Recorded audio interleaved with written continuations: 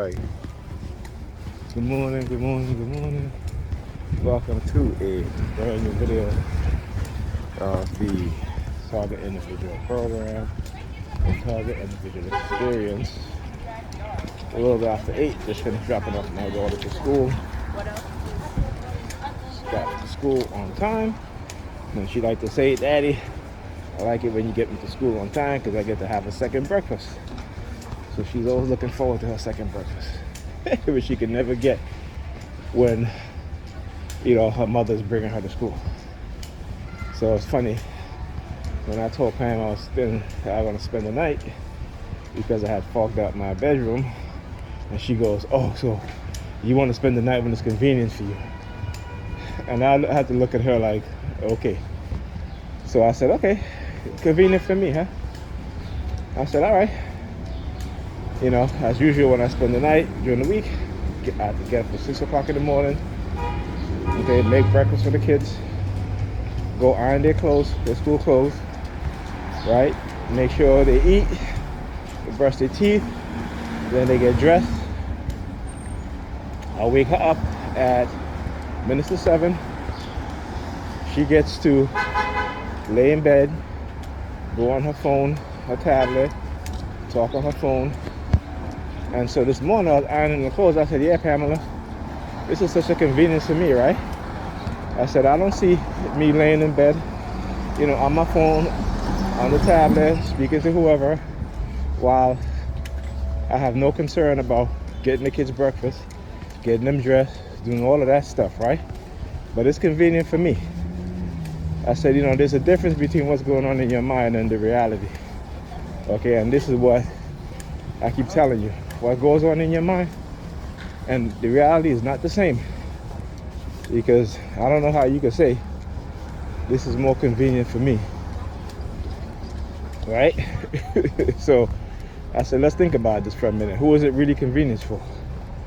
And then on top of that, she has to take Ethan to school, but she never does. She puts him in the cab. And again, I woke her up early enough so she can go take a bath. She can get dressed and be out the door by 7:30 with Ethan so he can get to school on time. But, as I said, the delusional mindset of what has been done to us is ridiculous. That, that something that's convenient for one person will tell the other person that it's not convenient for, that it's more convenient for them. You gotta laugh. Right? You gotta laugh. So, look at the perps. Yes.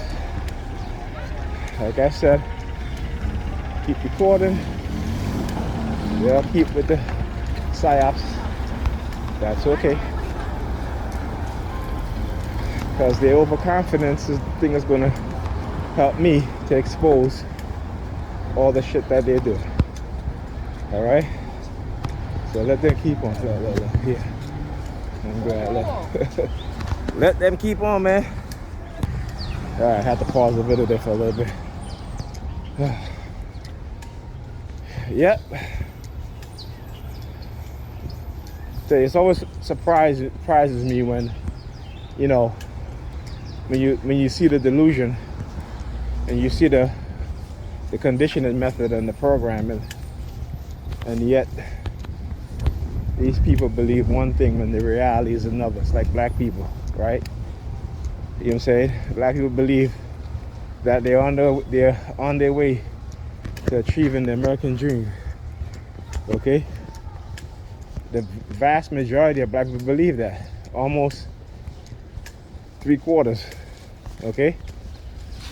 Whereas the reality, and they actually did a study on this at Harvard University, and also you go onto the government website, the National Institute of Health, all right, and it talks about the what gap and the mental illness and which community have a rapid increase in so-called mental illness, and I say so-called mental illness because a lot of it is not mental illness. A lot of it is perpetrated through psychological operations, right? And these covert psyops, psychological psyops, and you will see black people is at the top, but at the bottom on everything else, at the bottom on the economic scale, on the social scale, on the educational scale, on the psychological scale, you know. But yeah, but we're at the top when it comes to religion, when it comes to doing the deed of the oppressor and attacking each other. So there you go.